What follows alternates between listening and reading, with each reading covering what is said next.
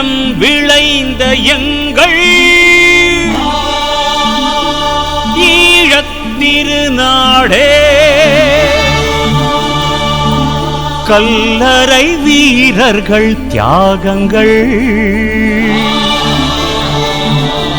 சூழ்கின்ற பகை வென்ற எங்கள் அண்ணா.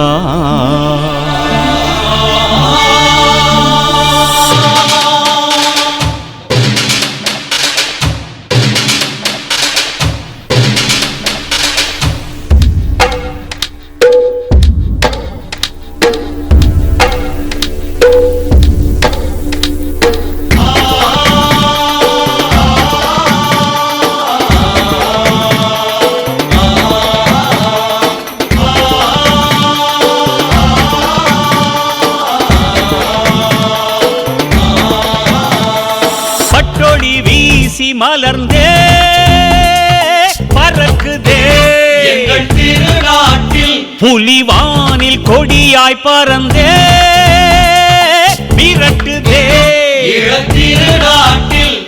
ஈழத் திரைப்படமான கூட்டாளி தற்போது திரைப்பட இருக்கிறது.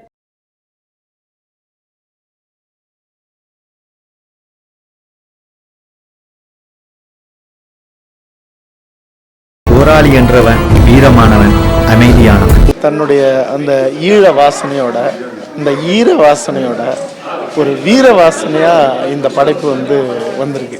உனக்கு மேல வீரவசனம் பேசுறவன் எல்லாம் பார்த்தாச்சு, முட்டிச்சாச்சு.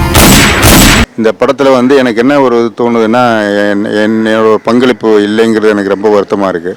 என்னை நிச்சயமாக இதில் கூப்பிட்டுருந்தா என்னோட பங்களிப்பு நான் ஏதாவது பண்ணியிருப்பேன் இந்த படத்துக்கு. நிச்சயமாக இது மாதிரி ஏதாவது படங்கள் பண்ணும்போது என்னையும் மனசில் வச்சு அடுத்த படத்துக்கு என்னை கூப்பிடுங்க. நிச்சயமாக நான் என்னால் முடிஞ்சது நான் பண்ணுறேன். நிரந்தரமா நாங்க வாழணும் வேண்டாம், அண்ணன் வழியில அண்ணனோட இருந்து இந்த மண்ணையும் இந்த சொந்த பந்தத்தையும் இந்த பூமியையும் விட்டு நான் தர மாட்டேன். போராளியே போராடு, விடியும் வரை போராடு, மரணத்திற்கு பின் ஓய்வெடுத்துக் கொள்ளலாம்.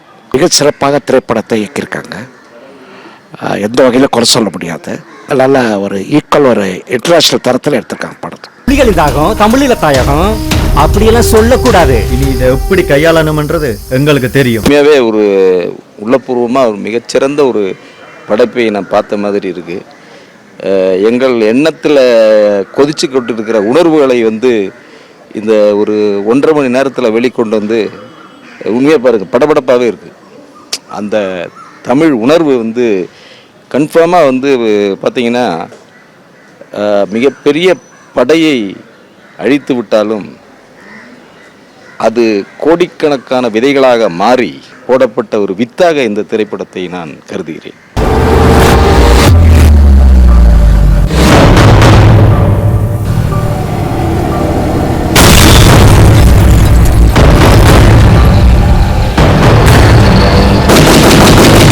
அற்புதமான தமிழீழ விடுதலை போராட்டத்தை தாங்கிய கனவுகளோடு இருக்கின்ற எங்களை போன்றவர்களுக்கு தமிழீழம் அடைந்தால் இந்த தமிழீழம் எப்படிப்பட்ட ஒரு தமிழீழமாக இருக்கும் என்பதை தன்னுடைய கூட்டாளி படத்தினூடாக எங்களை சில மணி நேரங்கள் கட்டி போட்டு வைத்தார் என்று மனதார நான் அவரை பாராட்டுகிறேன். இந்த படம் நிச்சயமாக புலம்பெயர்ந்து வாழ்கின்ற எமது தமிழர்கள் மத்தியிலும் வளர்ந்து வருகின்ற இளைய தலைமுறையிடத்திலும் தாயக அந்த கனவுகளை சுமந்து தமிழீழ தேசிய தலைவர் மதிப்பிற்குரிய அண்ணன் மேதகு வேலுப்பிள்ளை பிரபாகரன் அவர்கள் கண்ட கனவையும், அந்த கனவை சுமந்து அந்த மண்ணில் விதையாக விழுந்த 68,000 போராளிகளுடைய கனவையும் எதிர்கால இளைய தலைமுறை உள்வாங்கி நிச்சயமாக அந்த விடுதலைக்கு அவர்கள் வலு சேர்ப்பார்கள் என்ற நம்பிக்கை விதையை மிக ஆழமாக தம்பி நிரோஜன் அவர்களும் அவருடைய படக்குழுவினரும் இங்கு விதைத்திருக்கிறார்கள்.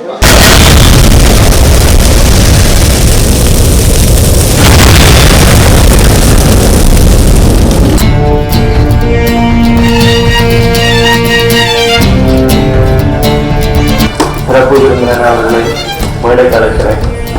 அண்ணன் சீமான அண்ணன் அவர்கள் மேடைக்கு வரலாம். ஈழப்போரில் உயிர் நீத்த மாவீரர்களுக்கும் பொதுமக்களுக்கும் அஞ்சலி செலுத்தும் விதமாக 2 நிமிடம் மௌன அஞ்சலி.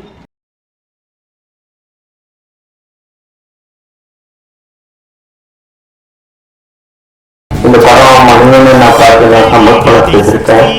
அவருக்கு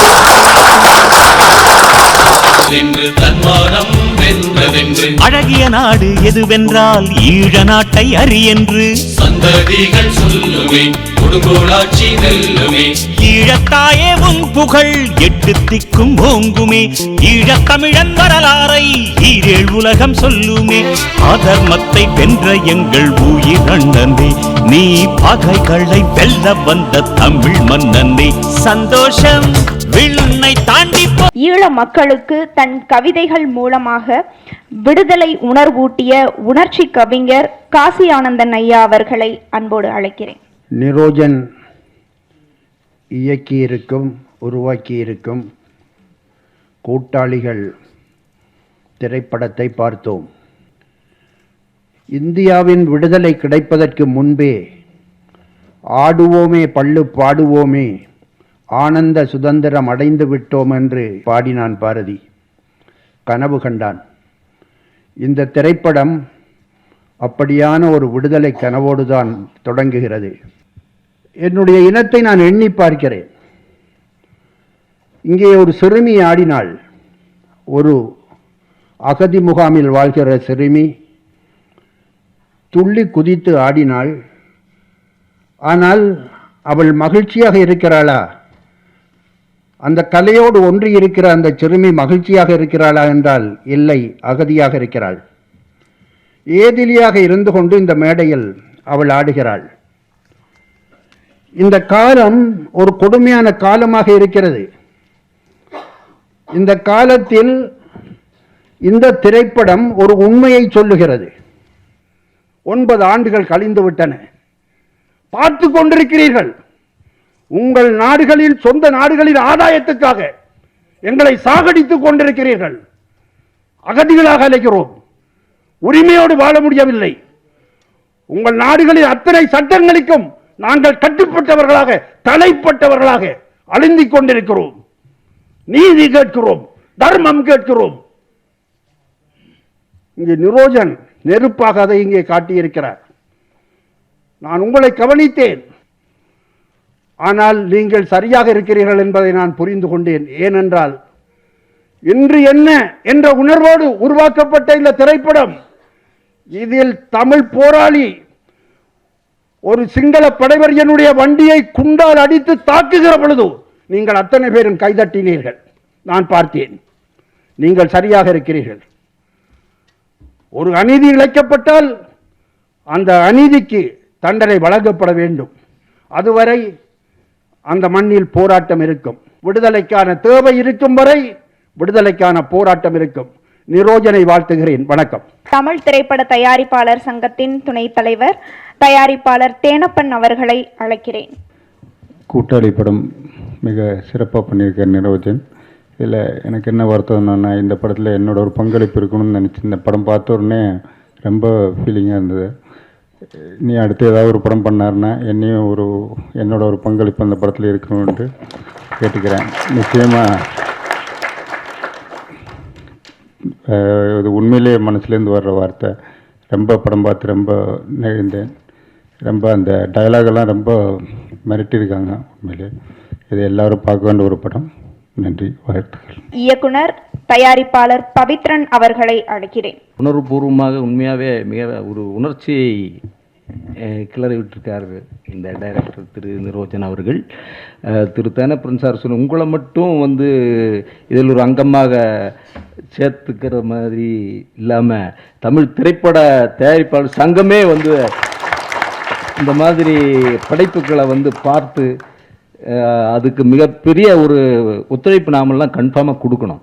ஒரு தமிழனுடைய உணர்வை மிகச் சிறப்பாக தலைவர் ஒரு சீமான் சார் பேசுகிற மாதிரி அந்த உணர்ச்சி பிளம்புகளாக காட்சிகள் அமைக்கப்பட்டிருக்கிறது பார்க்கிற பொழுது மிகப்பெரிய திரைப்படத்தின் மூலமாக கத்தியின்றி இரத்தமின்றி ஒரு மிகப்பெரிய யுத்தத்திற்கு தயாராகி கொண்டிருக்கிறார் என்பதை நான் இதன் மூலமாக செய்தியாக குறிப்பிட விரும்புகிறேன். நாங்களும் உங்களுடன் கூட்டாளிகளாக இருப்போம். தலைவர் அவர்களையும் துணைத் தலைவர் அவர்களை கேட்டுக்கொள்வது தமிழ் திரைப்பட தயாரிப்பாளர் சங்கமும் அது கூட்டாளியாக இருக்க வேண்டும் என்று கூறி தயாரிப்பாளர் பட்டியல் சேகர் அவர்களை அன்போடு அழைக்கிறேன். போராளியே போராடு, விடியும் வரை போராடு, மரணத்தில் உறங்கிக் கொள்ளலாம் அப்படிங்கிற ஒரு கட் ஷாட்டை நிரோஜன் சார் ரொம்ப அழகாக படப்பாத்திரையில் காமிச்சிருக்காரு. 25 ஆண்டுகள் ஓயாது நடந்து கொண்டிருக்கும் ஓயாத அந்த கால்களுக்கு சொந்தக்காரரான அற்புதம் அம்மாவை அன்போடு அழைக்கிறேன். இன்னைக்கு படத்துல நிரோஜன் காட்டியிருக்கிற அந்த காட்சிகள்லாம் பார்க்கும்போது அந்த மகிழ்ச்சி, அந்த இன்பமான வாழ்வு, அந்த சுதந்திரம், குழந்தைங்க துள்ளி திரிஞ்சு ஓடுறாங்களே, அது இல்லாத இன்றைய நிலைமையை உண்மையிலே எத்தனை பேச்சாளர்கள் பேசினாலும் கொண்டு வந்து நிறுத்த முடியாத உண்மையான அந்த உணர்வுகளை நிரோஜன் இன்னைக்கு கொண்டு வந்து நிறுத்தியிருக்காரு. அதுதான் உண்மை. உண்மையிலேயே இந்த படம் வந்து போராளிகளோட பழகினவங்கெல்லாம் இதை பார்க்கும்போது மறுபடியும் அது மாதிரி ஒரு நிலைமை நமக்கு வராதா, ஒரு அதான் அணில் உதவி செய்ததா கதையெல்லாம் சொல்கிறாங்களே, அது மாதிரி நாமளும் இந்த ஈழ பிரச்சனையில் ஏதாவது வந்து உதவக்கூடிய சூழ்நிலை வராதா அப்படின்ற ஒரு ஏக்கத்தோடு இந்த படத்தை நிரோஜன் பார்க்க வச்சிருக்கிறாரு. உண்மையில் அதுலேயும் ஒரு காதல் காட்சி, அதாவது நாங்கள் சண்டை பிடிக்கிறவங்களா இருந்தாலும் எங்கள் மனசுக்குள்ள இந்த ஆசைகள், இயல்பான ஒரு மனித வாழ்க்கைக்குரிய எல்லா இன்ப துன்பங்களும் எங்கள் மனசுலேயும் இருக்குது. ஒரு ஈழத்தமிழர் இவ்வளோ துணிச்சலா நாங்கள் இப்படிலாம் வாழ்ந்தோண்டா, இன்னைக்கு அது பறிக்கப்பட்டிருக்கு, நாங்கள் போராடுறது தவறு இல்லை அப்படின்ற ஒரு பதிவை முழுமையாக நிரோஜன் இதில் பதிவு பண்ணியிருக்கார். இதை பார்க்கறதுக்கு வாய்ப்பு கொடுத்ததுக்கு அவருக்கு நன்றி சொல்லி முடிச்சுக்கிறேன். வணக்கம். பத்திரிகையாளர் எழுத்தாளர் ஏகலைவன் அவர்களை அன்போடு அழைக்கிறேன். அனைவருக்கும் வணக்கம். இந்த திரைப்படத்தை மதிப்புக்குரிய தம்பி நிரோஜன் இயக்குனர் ஐந்து கோயிலான் அவர்களுடன் தனியாக அமர்ந்து பார்த்தபோது எந்தவித கருத்தையும் சொல்லாமல் எழுந்து அமைதியாக சென்று விட்டேன். அன்று இரவு எந்த கருத்தையுமே பதிவு செய்யவில்லைன்னா என்ன விஷயம் என்று அந்த தம்பி கேட்டிருந்தார். அவ்வளோ ஒரு உணர்ச்சி பெருக்காக இருந்த அந்த திரைப்படம், இந்த திரைப்படம் சர்வதேச அளவில் வெற்றி படமாக உயர வாழ்த்தை தெரிவித்துக் கொள்கிறேன். நன்றி, வணக்கம். இயக்குனர் கௌதமன் அவர்களை வாழ்த்துரை வழங்க வருமாறு கேட்டுக்கொள்கிறேன். முதல்ல ஒரு தமிழனா எனக்குள்ள மறுபடியும் ஒரு நம்பிக்கையை ஏற்படுத்தின ஒரு படைப்பாக நான் இதை பார்க்குறேன். தன்னால் முடிஞ்ச வரைக்கும் பொறுப்பாக ஒரு படைப்புக்கு, ஒரு இனத்துக்கு, என்னுடைய மொழிக்கு, என்னுடைய இனத்துக்கு, என்னுடைய விடுதலை போராட்டத்துக்கு நான் என்ன செய்கிறேன், என்ன செஞ்சேன் அப்படின்னு ஒரு தமிழன், ஒரு படைப்பாளி தமிழன் நினச்சான்னா அதன் மூலமாக வெளிப்பட்டது தான் இந்த படைப்பாக நான் பார்க்குறேன். தவிரவும் இந்த படைப்பு ஒரு ஒரு ஒரு ரெண்டு விஷயத்தை பொட்டில் அடித்தது போல் சொல்லுது. ஒன்று, துரோக கூட்டங்கள். நீ இந்த இனத்தில் பிறந்தவனா, ஒன்று ஏதாவது செய், இல்லை செய்யாத ஓடி போயிரு. ஆனால் துரோகம் செய்கிறது எந்த வகையில் நியாயம்? இந்த படைப்பு ரொம்ப முக்கியமாக ஒரு இடத்துல பேசுது. அந்த நம்பிக்கை, எல்லாத்தையும் இழந்தாலும் நான் நிற்பேன், என் மண்ணில் நிற்பேன், என் செத்தா இந்த மண்ணில் சாவுறேன், உயிரோடு இருந்தால் இந்த மண்ணில் நான் வாடுறேன், ஆக இறுதி வரைக்கும் நான் இந்த மண்ணுக்காக போராடுவேன் அப்படின்னு சொல்லி முடிக்கிறதுங்கிறது ரொம்ப உன்னதமானது. படைப்பின் மூலமாக இனத்தின் விடுதலைக்கான திறவுகளாக தன் படைப்பும் இருக்கணும்னு படைப்பு செய்த தம்பி நிரோஜனை மனதார வாழ்த்துகிறேன். இயக்குனரும் நடிகருமான ரவி மரியா அவர்களை வாழ்த்துரை வழங்க அழைக்கிறேன். இந்த ஒரு மாசமா நான் ஒரு பெரிய போதையில் தெரிஞ்சிட்டு இருக்கேன். என்ன போதைன்னா, நான் வேலைன்னு வந்துட்டா வெள்ளைக்காரங்கிற படத்தில் ஒரு ½ அன் ஹவர் நான் ஸ்டாப்பாக காமெடி பண்ணி ரசிகர்களை சிரிக்க வச்சுருக்கேன் அப்படிங்கிற ஒரு போதையில் நான் தெரிஞ்சிட்டு இருக்கேன். அதுக்கப்புறம் முத்தன கத்திரிக்காய், அதுவும் அதே மாதிரியே. அப்படி இவ்வளோ சந்தோஷமாக 1 மந்த் தெரிஞ்ச எனக்கு இன்னைக்கு ரொம்ப கனமாக இருக்குது. இந்த டைட்டில் முடிஞ்சோடனே ஒரு கிளாஸ் கிடச்சி, அதுக்கப்புறம் ஒருத்தர் ட்ராவலாக வராது, அதில் தமிழில் வானூர்தின்னு ஒரு ஏரோப்ளேனை காட்டுறாங்க. அப்படியே உடம்பு சிலுத்துருச்சு எனக்கு. அப்புறம் தமிழில் வானூர்தி நிலையம்னு ஒரு என்ட்ரி. இந்த கனவு மெய்ப்படன்னு நிரோஜன் உங்களை நான் வாழ்த்துறேன். நான் இந்த படம் இப்படியே போயிடாதா, விடுதலை பெற்றதாவே ஒரு படம் ஃபுல்லாகவே இருந்துடாதா, அந்த மகிழ்ச்சியை ஒரு 2 மணி நேரம் அனுபவிச்சிட மாட்டோமான்னு ஏங்கினேன். பாவி, உண்மையிலே ஒரு ½ அன் ஹவரில் அதை நிப்பாட்டிடுற அந்த சந்தோஷத்தை. ஏன்னா உண்மை அதுதான், உண்மை வலிக்கும். அப்படி வலிச்சுது எனக்கு. ஒரு டைரக்டராக இந்த படத்தோட கான்செப்டில் அவர் ஷார்ட் வச்சது, எடுத்தது எதுவுமே கேமரா ஆங்கிள் மாறினது கூட தெரியாத அளவுக்கு கதை மேலே அவ்வளோ ஒரு கான்சன்ட்ரேஷன் எங்களுக்கு, ஒரு டைரக்டராக எனக்கு இருந்துச்சு. அவருடைய 2 கனவுகளும், இயக்குனர் என்ற கனவும் ஈழம் என்ற கனவும் நிறைவேற வாழ்த்துகிறேன். ஆடுகளம் புகழ் ஜெயபாலன் ஐயா அவர்களை வாழ்த்துரை வழங்குமாறு அழைக்கிறேன். நிரோஜன் அவர்கள் எங்களுடைய கனவுகளை ஆரம்பித்து இந்த படத்தை எடுத்திருக்கிறார். நாங்கள் எங்களுடைய கனவின் இலக்குகளை அடைவோம் என்ற நம்பிக்கை எனக்கு இருக்கிறது. அந்த நம்பிக்கை மேலோங்கி வருகிறது. நிரோஜன் அவர்கள் மிகவும் அழுத்தமாக இந்த திரைப்படத்தில் சொல்லியிருக்கிறார். என்னுடைய நல்வாழ்த்துக்கள். மாற்றத்தை யாரும் தடுக்க முடியாது என்கிறதை வரலாறு மீண்டும் மீண்டும் நிரூபித்திருக்கிறது. வணக்கம். இயக்குனர் புகழேந்தி தங்கராஜ் அவர்களை அன்போடு அழைக்கிறேன். நிரோஜன் முதல் முறையாக மண்ணும் சிவந்தது பார்த்தவுடன் எனக்கு தோன்றியது என்னவென்றால், ஈழப் பிரச்சனை தொடர்பான படங்களை ஈழத்தமிழர்கள் எடுக்கும் போதுதான் அதில் மண் வாசனை இருக்கிறது. மதுரை படத்தை பாரதி ராஜாவை தவிர யாராவது எடுக்க முடியுமா? அப்படித்தான் அந்த உரிமை இருக்கிறது, அதற்கான தகுதி இருக்கிறது. முழுக்க முழுக்க மண் வாசனையோடு தான் மண்ணும் சிவந்தது குறும்படத்தை எடுத்திருந்தார். இன்றைக்கு அதே மண் வாசனையுடன் இந்த கூட்டாளி வெளியே வந்திருக்கிறது. மண் வாசனை என்றால் உடுக்கிற உடைகள், பேசுகிற பாசை, இதோ விழி முழுக்க மொழிகளை தாங்கி இருக்கிற இந்த கதாநாயகியை அறிமுகப்படுத்தி இருக்கிறார். இந்த ஈழத்து சகோதரிக்கு நிகராக ஒரு கதாநாயகி தமிழில் சொல்லுங்கள் பார்க்கலாம். விழியால் பேசுகிற ஒரு கதாநாயகி கண்டுபிடித்திருக்கிறார் நிரோஜன். இதெல்லாம் அந்த மண்ணிலிருந்து வருபவர்கள் அதை சாதிக்க முடியும் என்பதற்கான அடையாளங்கள். கடைசியில் அந்த காட்சியில் உறைந்து போய் தான் அமர்ந்திருந்தேன். அதில் ஒன்றும் பெரிய ஆக்ரோஷம், வீரம், ரத்தம் அதெல்லாம் கிடையாது. ஒரு 10-12 பைக் பின்னாடி இருக்கிற அந்த ரியல் லைட்டோட அப்படியே போய்கிட்டே இருக்கு. என்ன சொல்ல வருகிறார் நிரோஜன்? கேமரா அந்த இடத்திலே இருக்கிறது.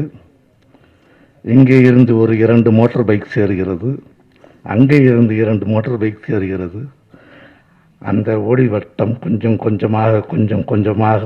கொஞ்சமாக போய் ஒரு இடத்தில் மறைந்து விடுகிறது. என்னவென்றால், கேமரா இங்கே இருப்பதால் அந்த வெளிச்சம் மறைந்ததாக நாம் நினைத்துக் கொள்கிறோம். வெளிச்சம் அப்படியே தான் இருக்கிறது, ஒளி அப்படியே தான் இருக்கிறது, ஒளி மறையவில்லை என்பதை குறியீடாக சொல்லி இருக்கிற ஒரு காட்சியாக நான் அதை பார்க்கிறேன். நிரோஜன் மாதிரி ஈழத்து கலைஞர்களை ஊக்குவிக்க கொடுக்க முடியாத யாராலும் இன்னும் பெரிய காவியங்களை அவன் படைக்க முடியும். அந்த காவியங்களை நிரோஜன் படைக்க நாம் ஒவ்வொருவரும் துணை நிற்போம். நன்றி, வணக்கம். தேனிசை செல்லப்பா அவர்களை அன்போடு அழைக்கிறேன்.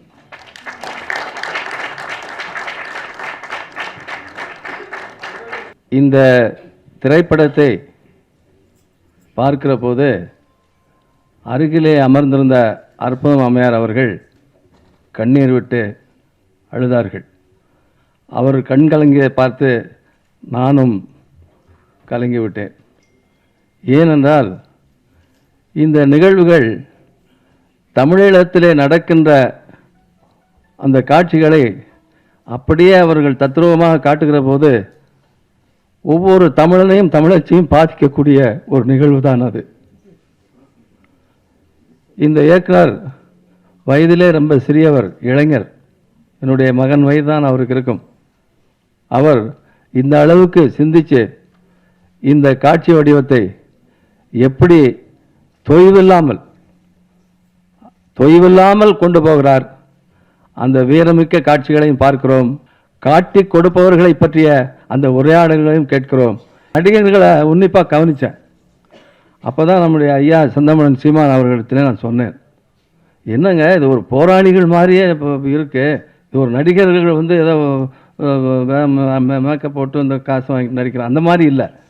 இது நிச்சயமாக போராளிகள், மரணித்த போராளிகள் மீண்டும் எழுந்து இந்த காட்சியை நம்ம கண்முன்னே நிறுத்துகிறார்கள் என்கின்ற அளவுக்கு அந்த நடிகர்கள் அத்தனை பேருக்கும் என்னுடைய வாழ்த்துக்கள்.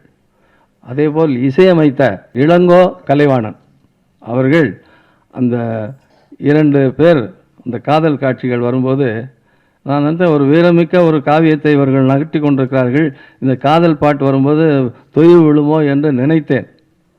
ஆனால் அந்த உப்பு காற்றே என்கிற அந்த மெட்டு, அவர்கள் அந்த காட்சி வடிவத்தில் கரும்பு சாப்பிடுவது, இந்த பனங்காயை சுட்டு சாப்பிடுவது, தென்னை அந்த இளநீரை வெட்டி, இது போன்ற அந்த அந்த மண்ணினுடைய தமிழீழத்தினுடைய மண்ணினுடைய மனத்தை அந்த காட்சி வடிவத்திலே அவர் காட்டியிருந்தார். அப்போதான் நான் இயக்குனரை பற்றி நினைத்தேன், இந்த சிறிய வயதிலே எப்படியெல்லாம். அதுபோல் அந்த மக்களுடைய மொழியை அதை சொல்லுகிற போது மெய் சிலிர்த்தேன். ஏன்னா அந்த மொழியில் அந்த கதையை அவர் நகர்த்துகிறார். அன்பு தென்னரசு அவர்களை பேச அழைக்கிறேன். தம்பி எங்கள் கட்சி அலுவலகத்தில் என்னை சந்தித்து அது கதையை சொன்னான். முன்பு நாங்கள் ஈழ தேசம் சுதந்திரம் அடைந்த பிறகு அந்த தேசம் எப்படி இருக்கும் என்பதை எல்லாம் நான் காட்சிப்படுத்தியிருக்கிறேன் அண்ணா அப்படின்ட்டு. அப்பொழுதே இந்த படத்தை பார்க்க வேண்டும் என்ற ஆர்வம் எனக்குள் எழுந்தது. இந்த படத்தை பார்க்கின்ற பொழுது நான் என்னை அறியாமல் பொதுவாக எப்பொழுதுமே நான் உணர்ச்சி வசப்பட்டுருவேன். அது அந்த முதல் காட்சியில் தலைவர் உள்ளேருந்து வெளியில் வரும்போது அதை சொல்ல முடியல, அதை எப்படி சொல்லணும்னு அந்த உணர்வை என்னால் வெளிப்படுத்த முடியல. அது மெய்ப்பட வேண்டும். என் தலைவன் அதே போல் ஒரு முறை வர வேண்டும், வருவார். ஆனால் இந்த தமிழ் தேசியனெல்லாம் சொல்கிறோம், நம்ம ஈழம் அமையணும், தம்பி நிரோஜனுடைய கனவு மெய்ப்பட வேண்டும் அப்படின்லாம் சொல்லுவோம். அது எப்படின்றது மட்டும் யாருமே இன்னும் உணர்ந்துக்கல.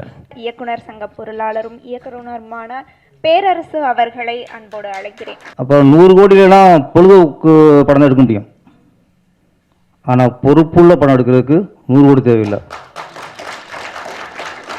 துணிச்சலான மனசு போதும். அந்த துணிச்சல் தான் நம்ம நிரோஜன் சாருக்கு இருக்குது.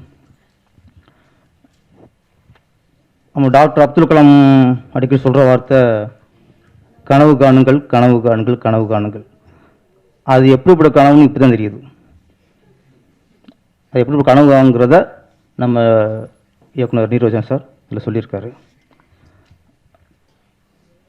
அந்த ஈழ விடுதலை அந்த நிகழ்வில் பார்க்கும்போது என்னோ கனவு சுகமானதும் சொல்லுவாங்க, ஆனால் இந்த கனவு பார்க்கும்போது மனசு சுமையாயிருச்சு.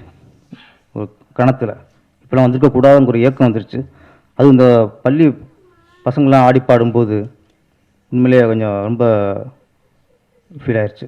அப்புறம் அதுலேருந்து திலீபன் நடித்தவனும் சரி, நிரோஜன் சரி, அவங்க நடித்ததே தெரில. வசனம் பேசும்போதெல்லாம் இப்போ நம்ம வீராண்டு கட்டப்பம் பார்த்துருக்கோம், எல்லாம் பார்த்துருக்கோம்.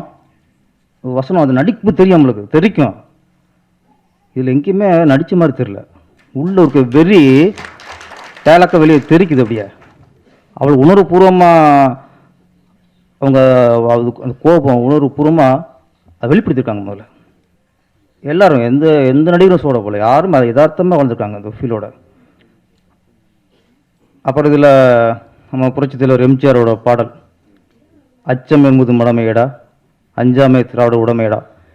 இப்போ இந்த பாட்டை ஃபுல்லாக பார்க்கும்போது தான் தெரியுது, இது முழுக்க முழுக்க தலைவர் பிரபலனுக்காகவே எழுதப்பட்ட பாடமாக தெரியுது. அந்த பாட்டை கேட்டுக்கிட்டே பிரபலன் சார் நினச்சி பார்த்தா முழுக்க முழுக்க அவருக்கு தான் புரிந்துருக்கு. அப்போவே தலைவர் தீர்க்கதரிசியாக அந்த பாட்டை பாடி நடிச்சிருக்காரு. இன்னொன்று பிரபலன் சாருக்கு ஆரம்பத்தில் மிகவும் உதவியாக இருந்தவர் புரட்சித் தலைவர் எம்ஜிஆர். அதனால் இந்த ஒற்றுமை அமைஞ்சு வச்சுன்னு நினைக்கிறேன். அது சொன்ன மாதிரி ரவிமலை சொன்ன மாதிரி கனவு கலைஞ்சது உடனே கொஞ்சம் ஃபீல் ஆயிடுச்சு, என்னடா சீக்கிரம் கனவு கலைஞ்சிருச்சுன்ட்டு. எப்படி திலீபனுக்கு கனவு கலைஞ்ச ஒரு பதட்டம் இருந்துச்சோ அதே பதட்டம் ஆடியன்ஸுக்கு வந்துச்சு, எங்களுக்கும் வந்துச்சு. அங்கே வெட்டி அடைஞ்சிட்டாரு இயக்குனர்.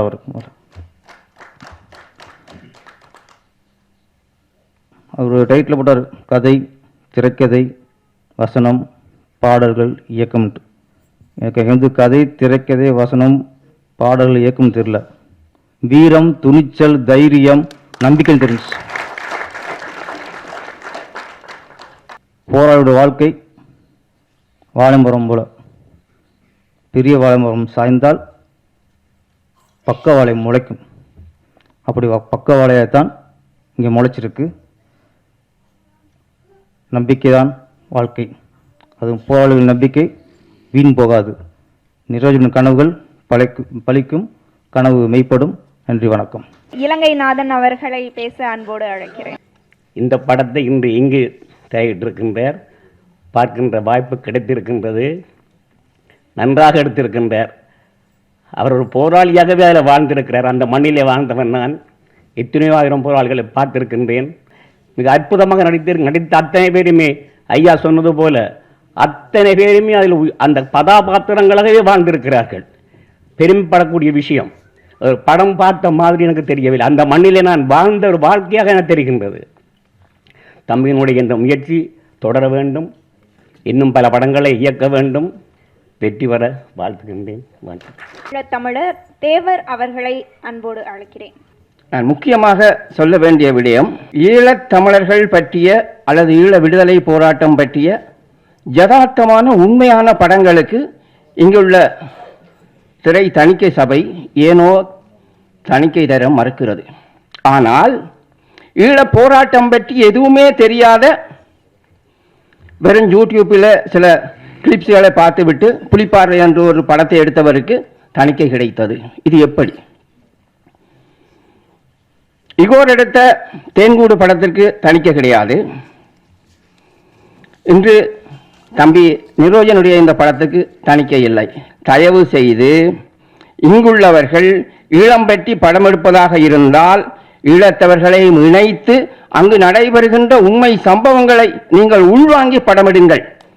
ஈழப்படம் எடுக்கிறோம் என்று சொல்லி எங்களை கொச்சப்படுத்தாதீர்கள், கேவலப்படுத்தாதீர்கள் என்று கேட்டு தம்பி நிரோஜன் வாழ வேண்டும், வளர வேண்டும், உனக்கு வாழ்த்துக்கள் என்று கூறி விடைபெறுகிறேன். நன்றி, வணக்கம். 5 கோவிலான் அவர்கள் தன்னுடைய வாழ்த்தை வழங்குவார். எண்ணற்ற ஈழப்படங்கள் இந்த மண்ணில் எடுக்கப்பட்டிருக்கிறது, வெளிநாடுகளிலும் எடுக்கப்பட்டிருக்கிறது. அப்படிப்பட்ட படங்கள் எல்லாம் ஏதாவது ஒரு வகையில் உணர்ச்சிகரமாக, உணர்வு அதிக மிகையாக அந்த படம் சென்றடையாது. அது கவிதையாக இருந்தாலும், கதையாக இருந்தாலும், படமாக இருந்தாலும், பாடலாக இருந்தாலும் மிகைப்படுத்த போடும்போது அது வந்து சேராது. ஆனால் தம்பி மிக அளவாக ஒரு போராளியின் குணத்தோடு அந்த கதை பாந்தர்கள், கதை திரைக்கதை இப்படி அனைத்தையும் கொண்டு வந்திருப்பான். இந்த கோடம்பாக்கத்தில் அவனும் இயக்குனராக இன்று முதல் பதிவு செய்து விட்டான். நிச்சயமாக ஒரு சரியான ஒரு இயக்குனராக தம்பி வலம் வருவான். அதே போல அந்த படத்திலே மிக சரியாக தோலுரிக்கப்பட்டது. ஐயா கவிஞர் ஐயா காசி ஆனந்தர் அவர்கள் குறிப்பிட்டது போல துரோகிகளையும் வீரத்தையும் பதிவு செய்திருக்கிறது. அன்பு சொந்தங்களே, கண் கலங்கினேன், நீங்களும் கலங்கினீர்கள். ஆனாலும் கூட வீரம் மீண்டும் விதைக்கப்பட்டிருக்கிற இந்த படத்தில் எங்கே சோர்வா இல்ல. இன்று உலகம் முழுக்க பல படங்கள் வியாபாரமாக, உணர்வு படமாக, ஈரானிய படம் போன்ற அல்லது லத்தீன் அமெரிக்க படங்கள் போன்ற படங்கள் எல்லாம் பீத்திக்கிறாங்க. அப்படியே யதார்த்தம், அப்படியே உண்மை, அந்த யுத்த காட்சி அப்படின்னு சொல்லி விருது கொடுக்குறான். ஆஸ்கார் விருதுங்கிறான், ஏதோ விருது கொடுக்குறான். ஆனால் அன்பு சொந்தங்களே, ஒரு நாள் இந்த ஈழத்தினுடைய கண்ணீரும் கவலையும் இந்த ரத்தமும் உலக அரங்கில் அத்தனை பேரையும் கலங்கடித்து விடும். அந்த வீரத்தை சொல்றதோட அவன் தம்பி இன்னொன்று போடுறான் பாருங்க, சரியான ஆளு. சாதாரண நான் முதல்ல அவனை சாதாரண பார்த்தேன், ஆனால் எல்லா சேட்டையும் வச்சிருக்கான். காதலை கடற்கரை சொல்றான் பாருங்க, அப்படியே ஒரு ஷாட்ல அப்படியே போயிட்டு ஒரு போராளி ஒரு காட்சிக்கு முன்பாக துப்பாக்கி ஏந்தி சுட்டுத் தள்ளுகின்ற ஒரு மகத்தான போராளியாக இருந்தவன் அடுத்த காட்சியில் டூயட் பாடுற ஒரு சீன் வைக்கிறான். ஆனால் நுட்பம் என்ன வைக்கிறான்னா, இந்த பிள்ளையோட கனவுன்னு சொல்லிட்டான். ஒரு காட்சியில் சுட்டுட்டு அடுத்த காட்சியில் அந்த பிள்ளைய கட்டி பிடிச்சிக்கிட்டு இருக்கான். நான் அந்த விளம்பரத்திலே சொன்னேன், அது மட்டும் தூக்குடான்னு. வெப்பூரா அப்புறம் தான் துப்பாக்கியா எல்லாம் கட்டி வச்சோம். இருந்தாலுமே இங்கே சிக்கலான ஊர், எல்லாருமே பயந்தொழிப்பெல்லாம் இருக்காங்க, படம் பார்க்கவே வர மாட்டாங்க. இந்த படத்தில் அப்படி போகிற போக்கில் சொல்கிறான், அந்த பிள்ளைய பைக்கில் ஏற்றிட்டு வரும்போது ஒரு ஒரு ஒரு கிளவி ஒன்று வருது பாருங்க, ஒரு கிளவி நடக்கட்டும் நடக்கட்டும். அப்புறம் அவன் சொல்லுவான், ஏ ஒழுங்கா நட, அவ்வளோதான். அதனால இவன் என்னன்னா, புரட்சிகரமான படத்துக்குள்ளேயும் அந்த நகைச்சுவையோடைய சரி அந்த கோடம்பாக்கத்து சினிமாவுக்கான தேவையும் உள்ள நுழைச்சிட்டான். அதைத்தான் நான் சொல்ல வந்தேன். அதனால வெறும் போராளி கதைன்னு வைக்காதீங்க. அவன் அங்கே இந்த மேடையிலே தேனப்பனையா அவர் என் பக்கத்தில் பார்த்தாரு, அப்போ பேசிக்கிட்டே இருந்தார். அனைமா அவர் கூட படம் கொடுத்தாலும் கொடுப்பாருன்னு நினைக்கிறேன். தம்பி விரைவில் இன்னும் இது போன்ற எண்ணற்ற படங்களை இந்த மண்ணுக்கு தந்து நீ உயர்வாய், உயர வேண்டும் என்று எனது வாழ்த்தையும் தெரிவித்து விடைபெறுகிறேன். நன்றி, வணக்கம். இந்த மாதிரி ஒரு படத்தில் ஹீரோயின் ஆக்கின என்னோட நண்பரும் இந்த படத்தோட இயக்குனரான நிரோஜனுக்கு நான் நன்றி சொல்லிக்கிறேன். இந்த படத்துக்காக ஒர்க் பண்ண அத்தனை பேருக்கும், உழைத்த அத்தனை பேருக்கும், என்னோட ஆக்ட் பண்ண அத்தனை பேருக்கும், இப்போ இங்கே உட்கார்ந்துருக்கிற அத்தனை பேருக்கும் எல்லாருக்கும் நன்றி சொல்கிறேன். தமிழர் வாழ்வுரிமை கட்சியைச் சேர்ந்த வேல்முருகன் அவர்களை அன்போடு அழைக்கிறேன். அருமை தம்பி நிரோஜன் அவர்கள் இயக்கியிருக்கின்ற இந்த கூட்டாளி என்கிற இந்த படம் ஒரு மிகப்பெரிய தாக்கத்தை இந்த அரங்கில் அமர்ந்திருக்கின்ற நாம் அனைவரும் உள்ளங்களிலும் ஏற்படுத்தியிருக்கிறது. நிச்சயமாக இந்த படம் புலம்பெயர்ந்த எமது தமிழ் உறவுகளிடம் செல்லுகின்ற போது ஒரு மிகப்பெரிய தாக்கத்தை ஏற்படுத்தும். அதன் விளைவுகள் ஈழ விடியலுக்கு உரமாக அமையும் என்று திடமாக நான் நம்புகிறேன். இப்படிப்பட்ட ஒரு வரலாற்று செய்திகள் அடங்கிய ஒரு திரைப்படத்தை அருமை தம்பி நிரோஜன் அவர்கள் எடுத்திருப்பது, அதுவும் குறிப்பாக நான் பிறந்த என்னுடைய கடலூர் மாவட்டத்தில் இந்த படத்தை எடுத்தது, என்னுடைய மண்ணின் மைந்தர்களை அதில் பங்கேற்க வைத்தது, என்னுடைய தோட்டத்திலும் இந்த வரலாற்று பதிவுகள் உள்ளடக்கியதற்காகவும், இப்படி ஒரு படம் எடுப்பதற்கு ஒரு சிறிய பங்களிப்பையும் நான் ஆற்றிமிக்காகவும் நன்றி மறவாமல் நன்றியோடு நினைவு கூர்ந்திருக்கிறார். நிச்சயம் இந்த படத்தை பார்க்கின்ற போது நானே ஒரு சில இடங்களில் என்னை அறியாமலே என் கண்களில் நீர் வழிந்தோடியது. நம் உள்ளத்தை உருகின்ற, நம் உணர்வுகளை வெளிக்கொண்டு வருகின்ற ஒரு சிறப்பான ஒரு படத்தை நிரோஜன் எடுத்திருக்கிறார். கனவுகள் சுமந்த இந்த படத்தை கூட எங்கள் தாய்மண் தமிழ் மண்ணில் திரையிட முடியுமா என்கிற மிகப்பெரிய கேள்வி தூக்கி நிற்கிறது. இங்கு எண்ணற்ற இளம் இயக்குனர்கள், துணை இயக்குனர்கள், படைப்பாளிகள், எழுத்தாளர்கள், சிந்தனையாளர்கள் இந்த அரங்கில் நிரம்பியிருக்கின்றீர்கள் என்று நான் கருதுகிறேன். நிச்சயம் உங்கள் உணர்வுக்குள்ளும் இந்த கனவுகள் ஊர்ந்து கொண்டிருக்கும். உங்களுடைய கைத்தட்டல், உங்களுடைய வரவேற்பு, இவற்றையெல்லாம் உன்னிப்பாக நான் கவனிக்கின்ற போது, குறிப்பாக அந்த அரும்பு மீசையோடு ஒரு அற்புதமான ஒரு இளம் போராளியை உண்மையான கரும்புலியாகவே என் கண்கூடாக கண்முன் நிறுத்திய தம்பி, நான் காசியானந்த ஐயாட்ட சொன்னேன், பக்கத்தில் இருக்கிற வேலை செய்யும் அண்ணன்கிட்ட சொன்னேன், நிஜத்தில் தமிழீழ மண்ணில் ஒரு கரும்புலி தோழன் எப்படி உடையணிந்து கையில் அந்த துப்பாக்கி ஏந்தி லாவகமாக இந்த வன்னி காடுகளில் வலம் வருவானோ அது என் கண்முன் தெரிந்தது என்று என் கண்கள் கலங்கின. அப்படி ஒரு காட்சியை ஒரு இளைஞனை வைத்து இந்த படத்தை இன்னும் ஏனைய கதாபாத்திரங்களில் நடித்த தோழர்களுக்கும் அந்த வழிகளை உள்வாங்க செய்து அதை மிக சிறப்பாக, மிக நேர்த்தியாக கொண்டு சேர்த்திருக்கிறார். இதை உலக தமிழிடத்திலும் உணர்வாளர்களிடத்தில் மட்டுமல்லாமல் உலக தமிழிடத்தும் எடுத்து செல்வதற்கு உதவும் என்று கூறி தம்பி நிரோஜன் அவர்களுக்கு என்னுடைய வாழ்த்துக்களை தெரிவித்து விடைபெறுகிறேன். நன்றி, வணக்கம். கதையின் நாயகனும் இயக்குனருமான நிரோஜன் தன்னுடைய அனுபவத்தையும் இந்நிகழ்வு பற்றியும் பேசுவார். அனைவருக்கும் வணக்கம். இங்கே அமர்ந்திருக்கிறவங்களை நான் பேர் சொல்ல வேண்டிய அவசியம் தேவையில்லை. நான் இங்கே தொழில் கற்றுக்கிட்டு ஈழத்தில் போய் எடுக்கணும்னு நினச்சேன். மணிவண்ணன் ஐயாவை நான் பார்த்ததுக்கப்புறம் நான் கதையை சொன்னேன். நான் ஒரு குறும்படம் எடுத்திருக்கேன், மண்ணும் சுவந்தது, அடுத்த படம் எடுக்க போகிறேன் ஐயா, நாடு கிடைச்ச மாதிரி எடுப்பியா, அதை எப்படி எல்லாம் எடுக்க போகிற சொல்லுன்னு சொன்னார். சொன்ன உடனே ரெண்டுமே யோசிக்கலான்னு உள்ளே போய் 10,000 ரூபா காசு சட்டையோட வந்தார், பெனியனோட வந்து கொடுத்துட்டு எங்கேயாவது கதை விவாதம் செய்யடு அப்படின்னு சொன்னார். சொல்லும்போது அப்போ நான் சொன்னேன், ஐயா நான் ஒரு காரியம் பண்ணுவேன், நீங்கள் இந்த படத்தை பார்ப்பீங்க, பார்க்கும்போது நான் இயக்குனர் பாரதி ராஜாவை கூப்பிடுவேன் அப்படின்னு சொன்னேன். ரொம்ப போராடினேன். அவருடைய அனுமதி வாங்கி அவரை இங்கே வர வைக்கிறதுக்கும் இந்த படத்தை பார்க்குறதுக்கும் எந்த வாய்ப்புமே எனக்கு கிடைக்கல. அதே போல் நிறைய இயக்குனர்கள் நான் அந்த பத்திரிக்கையில் போட்டிருப்பேன், எல்லாரையும் பார்த்தேன். ஏன்னா இவங்கெல்லாம் இப்போ பாருங்க, காசி ஆனந்தன் ஐயா, வேல்முருகன் ஐயா, தேனிசை செல்லப்பா ஐயா, எல்லாமே அது தமிழுக்குள்ளேயே இருக்கிறவங்க. இவங்க சொன்னால் என்னையும் சேர்த்து சுத்த பைத்தியக்காரத்தனம்னு சொல்லுவாங்க. இந்த சுதந்திரம் கிடைச்ச நாட்டை நான் இந்த படத்தில் காட்டுறேன்னா நான் பார்த்தேன், என்னடா இது பிறந்து 30 வயதாச்சு, அரைவாசி காலம் தொலைஞ்சு போச்சு, இன்னும் அரைவாசி இருக்குது. அது எவனும் ஒருத்தன் ஒரு நான் தீர்மானிப்பான், அது விபத்தாக இருக்கட்டும் என்னதாக இருக்கட்டும், வாழ்க்கை முடிஞ்சிடும். நான் எப்படி இந்த நாட்டை பார்க்குறது, எவனை அதை வாங்கி கொடுப்பானான்னு பார்க்குறேன். வாங்கி கொடுக்காம இருந்தாலும் உபத்திரம் செய்யாமல் இருக்கலாம், அதையும் செய்யலாம். சரி என்ன செய்யலாம் என்று பார்த்தேன். ஆயுதமேந்து எனக்கு அவ்வளோ துணிச்சல் இல்லை. எதுக்கு முட்டாளிகள்லாம் இதுக்கு அடிக்கணுமென்று எனக்கு மனசுக்கு சொல்லுவேன். அடே கொடி ஏறுது அட்டி தூக்குறோம் 40 அடி கேமராவை கிரேன்லேனோ அங்கே படப்பிடிப்பில் போய் பார்த்தா ஒன்றுமே இருக்க மாட்டோம். அப்புறம் எங்கேயாவது ஒரு மரத்தை தேடுவோம், நீ மரத்தில் ஏறுமச்சான் அங்கே வச்சுட்டு கேமரா வெட்டுக்கலாம் சரியா. ஆலமரத்தில் ஏறுனா ஆலமர விருது உடனே உடையும் சரியா. நான் கீழே காத்துறது எங்கே மைக்கும் இல்லை, ஒரு செத்தவிடும் இல்லை, விசிலும் இல்லை, ஒன்றும் இல்லை. ஒரு திரைப்படத்துறைக்கு தேவையான ஒன்றுமே இல்லை. நான் தர்மத்துறை படம் வேலை செய்கிறேன், சீனிவாசமியா நான் வரல. ஒரு திரைப்படம் என்ன தெரியுமில்ல, டைரக்டர் இந்த பக்கம் திரும்பினா ஜூஸு, இந்த பக்கம் திரும்பினா விசிறி. அப்போ நமக்கு கிட்டத்தட்ட ஒரு சந்தர்ப்பம் வச்சுக்கிறேன் எல்லாரையும் தேவையில்லாம என் சமைச்சாதிகிட்ட 90 ரூபா 100 ரூபாண்டி டிக்கெட்டு போட்டு வாங்கி ஆட்டத்தையும் பாட்டத்தையும் இருட்டறையில செய்ய வேண்டிய தாமத்திய வாழ்க்கையில திரையில காட்டி என் சமூகத்தை மழுங்கடிக்கிற இல்ல நீ. நான் வைக்கிறேன் உனக்கு சாட்டு, கேட்ட மாதிரியே நான் படத்தை கொடுப்பேன். இந்த படத்தை எடுத்துட்டு காசி விஸ்வநாதன் என்ற மிக ஒரு பட தொகுப்பாளர் இந்த படத்தை நான் படத்தொகுப்பு செய்யணும்னு நினைச்சேன். அவர்கிட்ட போய் கேட்டேன், அண்ணா எப்படி என்ன செய்து தர்றீங்களான்னு. ஏன்னா மேடைக்கும் அவங்க வர்றதில்லை, நல்ல மனுஷன். நான் படத்தை கேட்டேன், சரி காசி விஸ்வநாதன் ஒரு படத்துக்கு 8 லட்சம் வாங்குவாரு, இது என்ன கதை சரியா போயிடுமோ அப்படின்னு நினைச்சிட்டு கதையை சொன்னேன். வந்தார், வீட்டுக்கு வந்தார், படத்தை பார்ப்போம், எடுத்த படத்தை பார்க்க போறேன்ன்றாரு.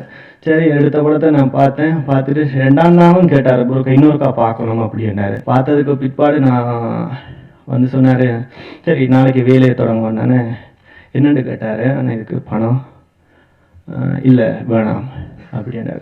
1 ரூபா கூடி வாங்காம அந்த மனுஷன் அவ்வளவு என் வீட்டுக்கே வந்து படத்தொகுப்பு செய்தாரு. சரி இவருக்கு எப்படியாவது நான் ஏதாவது கொடுக்கணுமே என்னும் போது என் வீட்டுல இருந்த தண்ணி டேங்கு மேல அவருக்கு ஒரு ஆசை. சரி இதை வாங்கி கொடுன்னு சொன்னாரு. சரின்னு வாங்கி கொடுத்தேன். அது 499 ரூபா. எப்பவுமே கடையில 99 தானே போடுறாங்க. 499 ரூபா வந்து வாங்கி கொடுத்தேன். வீட்டு வாசல்லையே திருப்பி 500 ரூபா கொடுத்து 1 ரூபா எனக்கு மொய் கொடுத்துட்டு போனார்.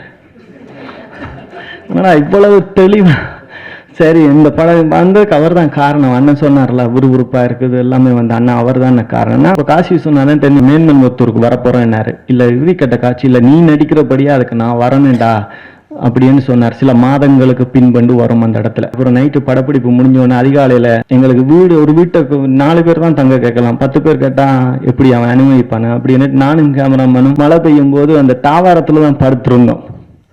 இப்போ போக்குறது கூட வச்சுட்டெல்லாம் உள்ள அவங்களுக்கு கொடுத்தபடி எங்களுக்கு தரல. அந்த காசி விஸ்வநாதன் தன்னுடைய போர்வையை கொண்டு வந்து எனக்கு போத்து விட்டார்.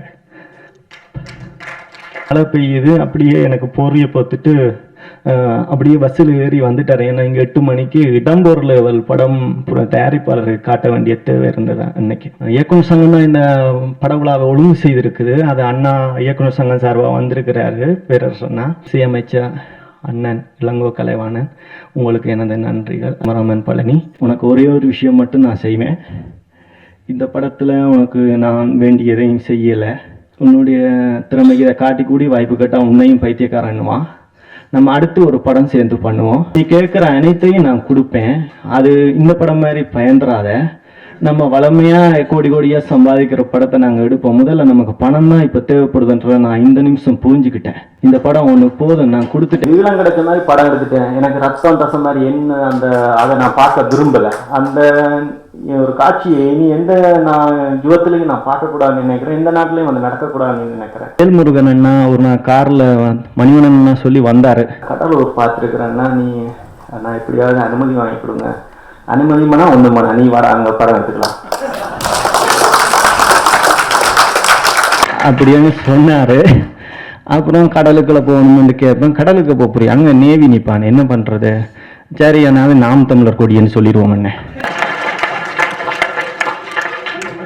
அவரை குதிரை எடுக்கணும். என்ன செய்யறேன்னா குதிரை எடுத்தேன்னா இப்போ ஒரு குதிரைக்கு 15,000 ரூபா கேட்பேன், 4 குதிரைக்கு 45,000 கேட்பேன். அது கட்டுப்படியாக தான் நான் ஒரு கொடியை, ஒரு தேசிய கொடியை கொண்டு வர்றதுக்கு 2 விலங்குகளை புராண காலத்துல இருந்து இன்னை வரைக்கும் பயன்படுத்துகிறோம். அது ஒன்று வீரம் விழிஞ்ச யானை, ஒன்று வேகமாக ஒரு குதிரை. இது பயன்படுத்தணும்னு எனக்கு ஒரு ஆசை. அப்போ சரி அதே எடுக்கலான்னு பார்த்தா சரி அதுக்கும் பலி சொன்னார், பீச்சுக்கு போ, அங்கே குதிரை வரும் 15 ரூபா தான் கேட்பான் அவருக்கா போட்டு வர்றதுக்கு.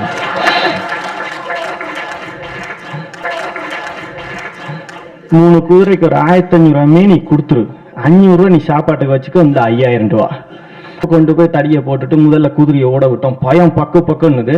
என்ன மேலே அந்த இதில் கேமரா கிளங்குற விளக்கு சுற்றிட்டே இருக்குது. சரின்னு அந்த குதிரையை ஓட விட்டோம், பார்த்தோம். பொறுமையாக நகர்றோம். எப்படி ஒவ்வொரு அடியையும் நாங்கள் ஈழத்தில் அளந்தளந்து அவன்கிட்ட இருந்து பறிச்சுட்டு இப்போ பொத்தண்டு போச்சுதோ அதே மாதிரி உருவாயின படம் தானே இந்த படம். தேவரண்ணா விஷயத்த சொல்லிட்டீங்க நீங்கள் உடைச்சு. இந்த சில படங்கள் இங்கே எடுக்கும்போது ஒரு காட்சி பார்த்தேன் புலிப்பாறையில். பிணங்களை அப்படி இருக்கும், அதுக்குள்ளேருந்து தலைவர் பிச்சுக்கிட்டு வருவார். அதை நான் காரி உமிழ்றேன். எப்படி அப்படி எடுக்க முடியும்? மேக்கப் எல்லாம் போடல. இந்த புள்ள கேட்டுச்சு மேக்கப் போடுங்க. நான் என்ன போராட்டத்துக்கு நாளைக்கு போராட்டம், நீ என்ன காதலிக்க வருவ, ஒளிஞ்சு மறைஞ்சுக்கிட்டு நான் உனக்கு மேக்கப் போடணுமான்ட்டு. யதார்த்தம் அதுதானே. பச்சை மீனையும் அதையும் சாப்பிட்டு கொண்டிருக்கிற ஒரு போராளி என்ன தலைமை. இதை தவறா எடுத்துட்டேன்னா நாளைக்கு அதை தவறா புரிஞ்சுக்க போறான் என் சமூகம், என் சந்ததி. அவங்க அந்த இனம், அந்த போராளிங்க இவ்வளவுதான் இப்படி கோட்டு எல்லாம் செய்யறாங்களா.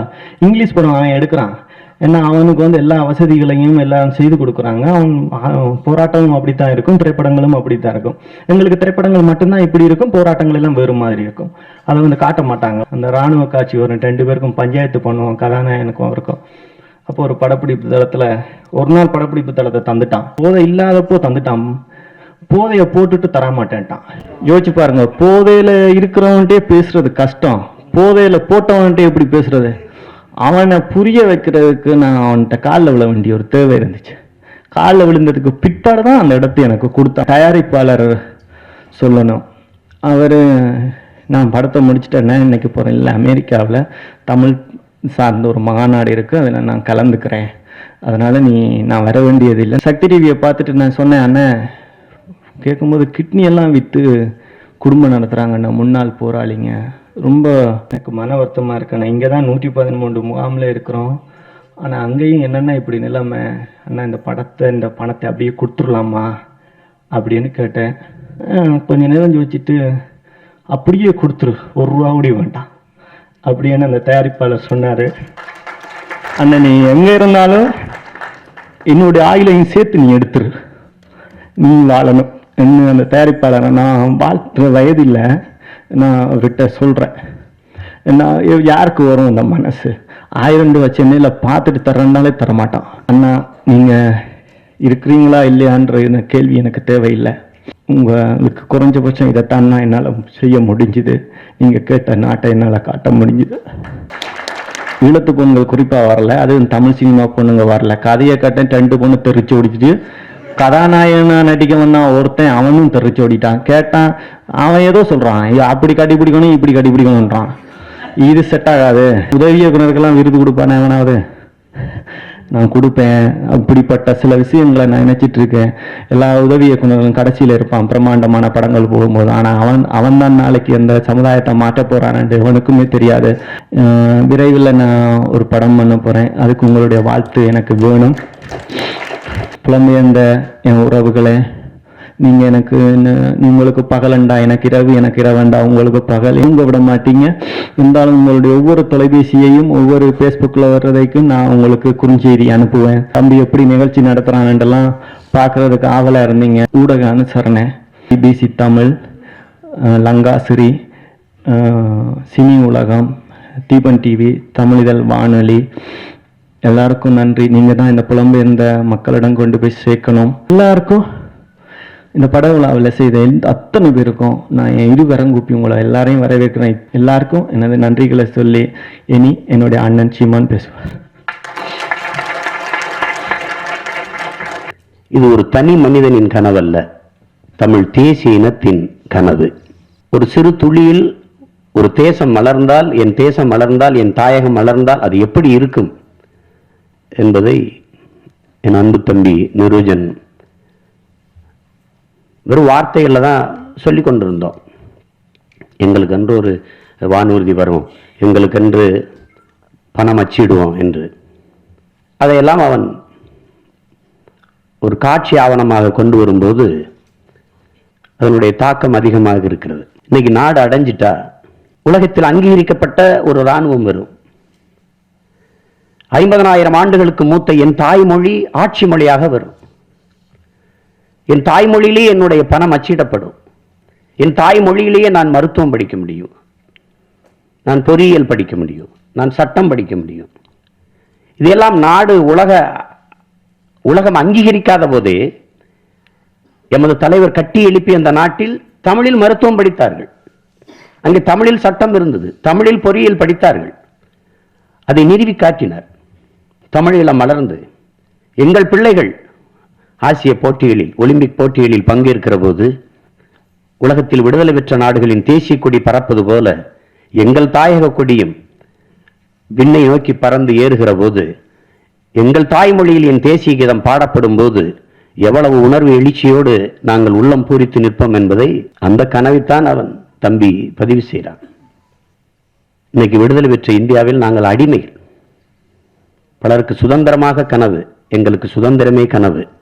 50,000 ஆண்டுகளுக்கு மூத்த என் தாய்மொழி தமிழ் 500 ஆண்டுகளை கூட தொடாத இந்திக்கு அடிமையாக நிற்பது உலக வரலாற்றில் பெரிய கொடுமை. சுதந்திரம் எங்கள் பிறப்புரிமை என்றார் பாலகங்காதர திலகர்.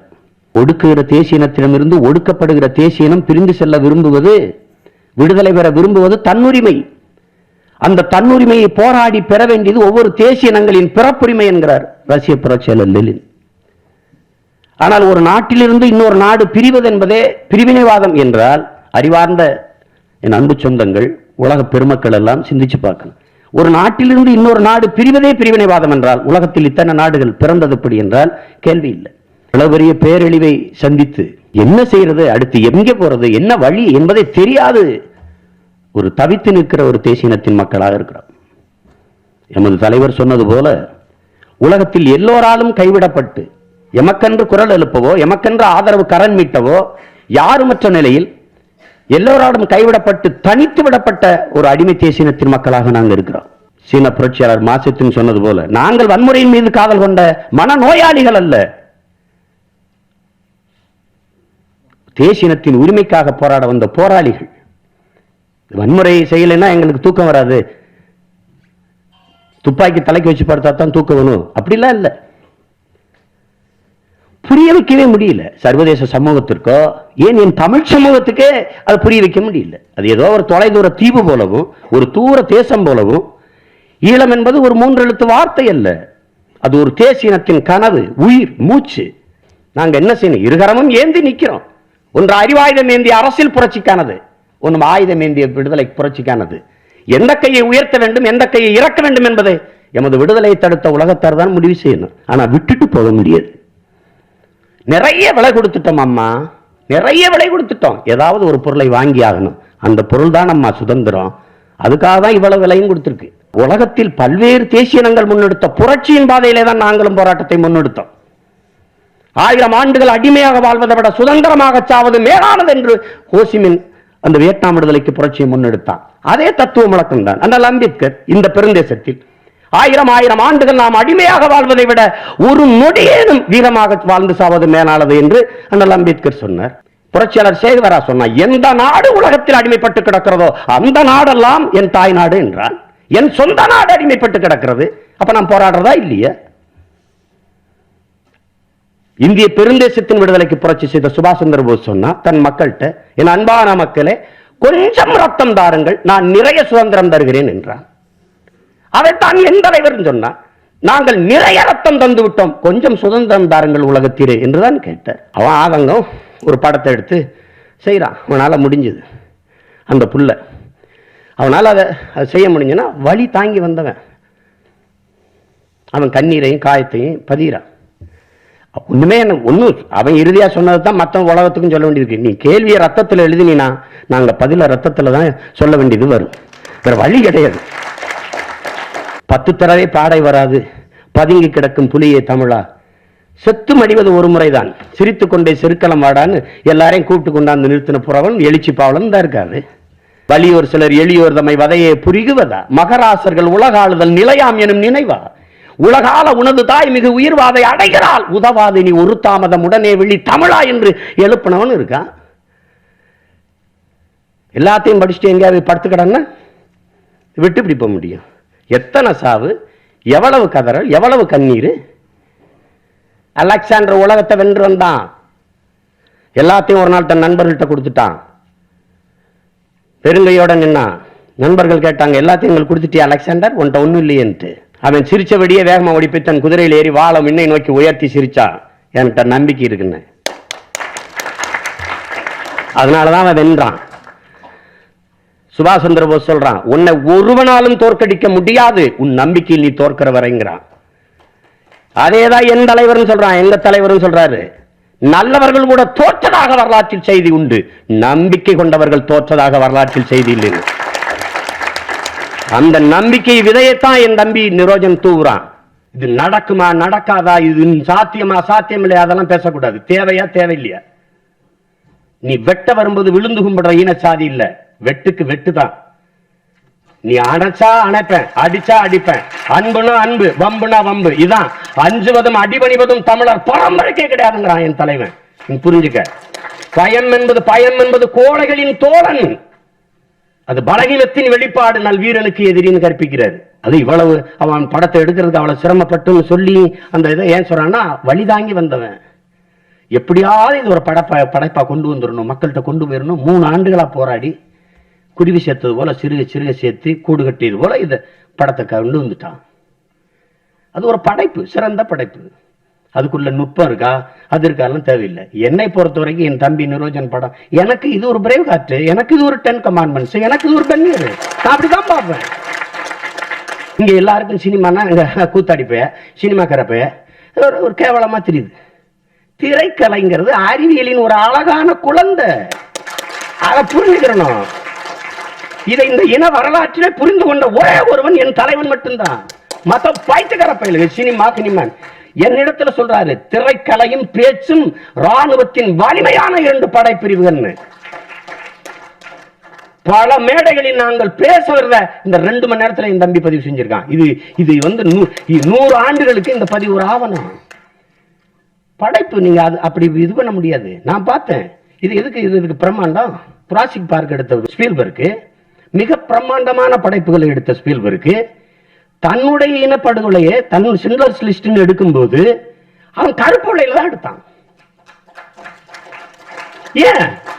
தன் சோகத்தை தன் காயத்தை பதிவு செய்ய வண்ணம் சரியா இருக்காதுன்னு கருப்புளையில எடுத்தான். அது போலதான் என் தம்பி இதை பிரம்மாண்டம் எடுத்தா என்ன இருக்கும்? 2 புலி ஓடின இடத்துல 2000 புலி ஓடுவான், அவ்வளவுதானே. உணர்வு ஒண்ணுதானே ராஜா, உணர்வு ஒண்ணு. இங்க புலின்னா என்னதுன்னா மீசை, 4 காலு, வாலு, கோடு இருக்கிற மிருகம் நினைச்சிட்டு இருக்கான். அது ஒரு உணர்வு, அது ஒரு உணர்வு. அம்மாவை கண் முன்னாடி கொலை செய்யும்போது ஆத்திரப்படுவியே, அக்காவை கண் முன்னாடி கற்பழிச்சு கொலை செய்யும்போது கோவப்படுவியே, தங்கச்சியை கண் முன்னாடி கண்டந்தரமா வெட்டி போடும்போது கோவப்படுவியே. அந்த கோபத்தின் உணர்வு தான் புலி. அதான் நீ புரிஞ்சுக்கணும். அவன் சொல்லணும்னு நினைச்சதை சொல்லிட்டான். ஒவ்வொரு உரையாடல்ல இருக்கிற நேர்த்தி, பிசிறு இல்ல, பாடல்கள்ல அவ்வளவு தெளிவு. ஒரு கண்ணில் தேசம் ஒரு கண்ணில் நேசம்ங்கிறான். உலகத்தில் தலை சிறந்த கவிஞனா இருக்கான் என் தம்பி.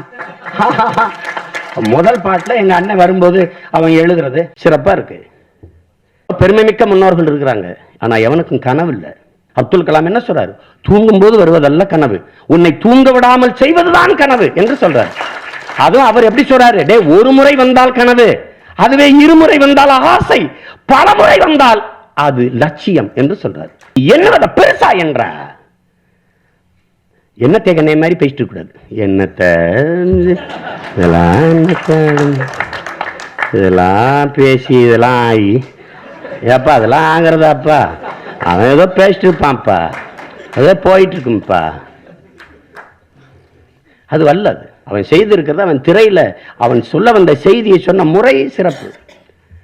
சில ஒரு மாதத்திற்கு முன்பு அப்படின்னு சொல்லி அந்த திலீபனுடைய முன் நிகழ்வு, அந்த கதையை பின் நிகழ்வான முன் நகர்த்தி போனது ரொம்ப சிறப்பு. அப்படியே கொண்டு போயிருந்தா நல்லா இருக்காது. அவன் சும்மா யார்ட்டையும் கத்துக்கலன்னு சொல்றானே ஒழியா இது கத்துக்க வேண்டியது இல்லை. நிறைய படிச்சவனா நல்ல படம் எடுத்ததில்லை.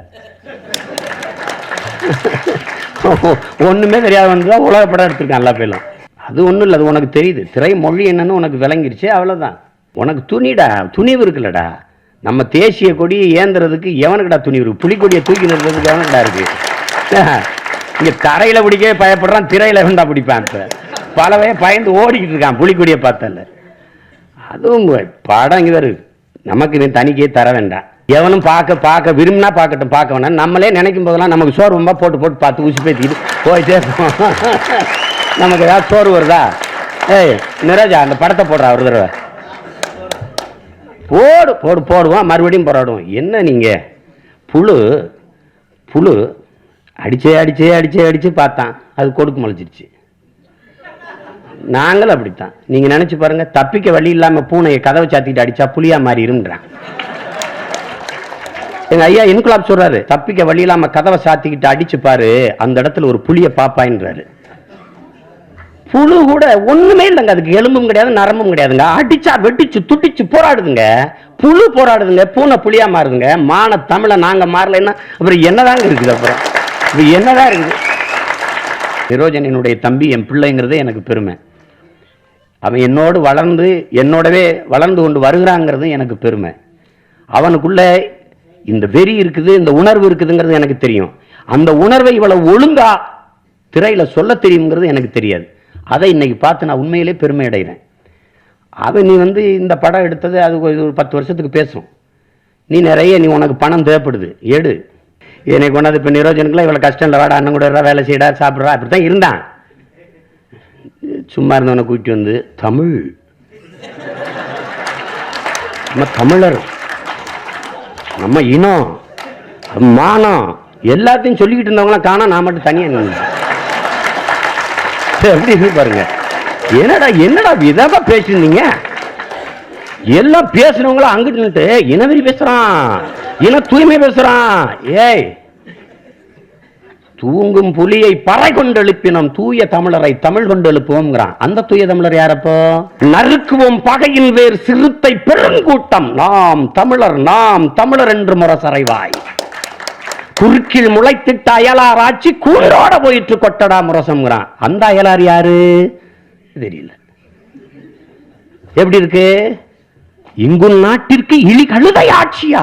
கைவிரித்து வந்த கயவர் நம்மிடை பொய் விரித்து நம் புலன்கள் மறைத்து தமிழுக்கு விளங்கிட்டு தாயகம் பற்றி நமக்குள்ள உரிமை தமக்கன்பாரெனில் வழி வழி வந்த உன் மரத்தனம் எங்கே, மொழிப்பற்றங்கே விழிப்புற்று எழுங்கிறான்.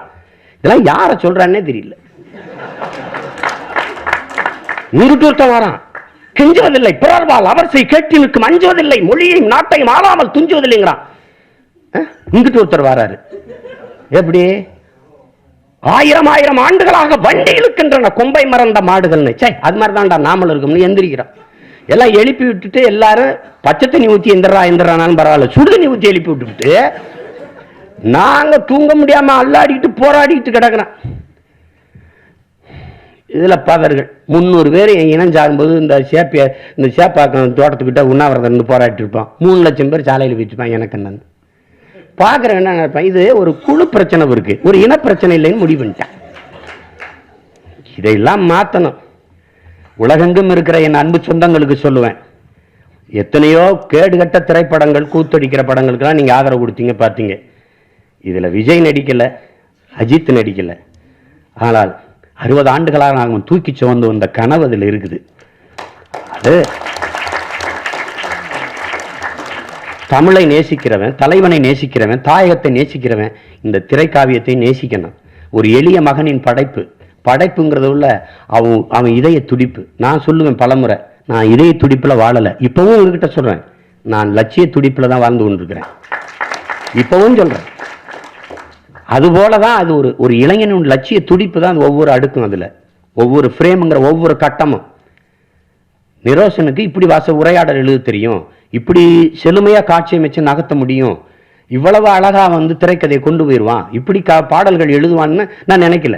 பக்கத்தில் இருந்த தம்பினால நான் எனக்கு தெரியலையோ என்ன, 5 விழான் மாதிரி எனக்கிட்ட பேசுறதை விட 5 விழான் போன்றவர்கிட்ட இன்னும் நெருக்கமா பேசுவாங்க. மனம் விட்டு எனக்கு கொஞ்சம் தூரம் நின்னே பேசுவான், தயங்குவான். ஒரு வாரம் அங்கேயே ஒருத்தன் நின்றுக்கிட்டு இருந்தா என்னங்க தோணும்? அங்கேயே நிற்பான், என்னடான்னு.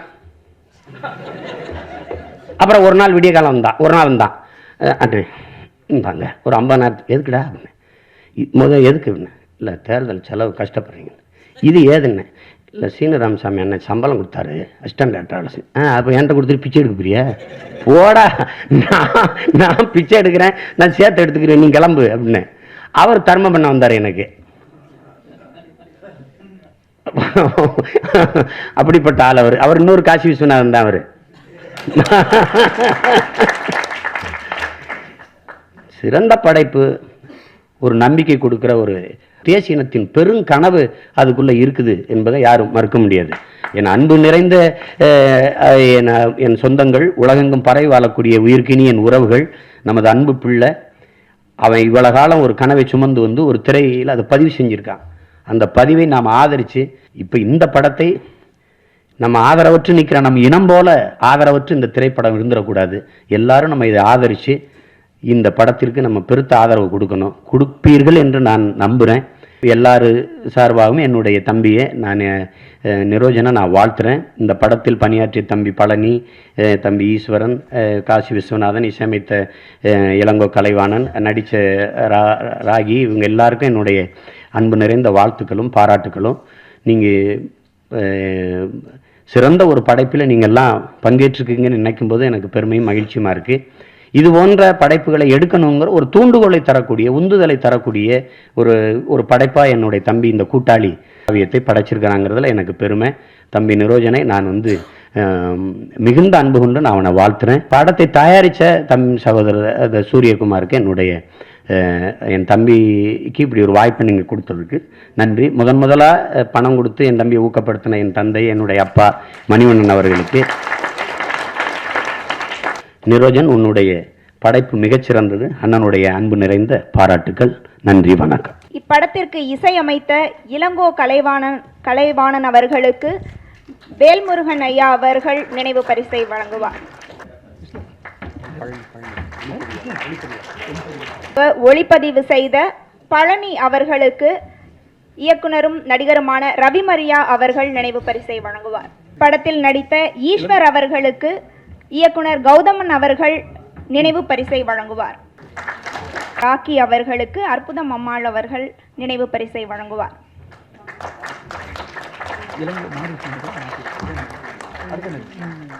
உதவி இயக்குனர் கவி அஜய் அவர்களுக்கு இயக்குனர் சங்க செயற்குழுவின் உறுப்பினரான 5 கோவிலன் அவர்கள் நினைவு பரிசை வழங்குவார். நிகழ்வின் நாயகன் இயக்குனர் நிரோஜன் அவர்களுக்கு இயக்குனர் சீமான் அவர்கள் நினைவு பரிசை வழங்குவார்.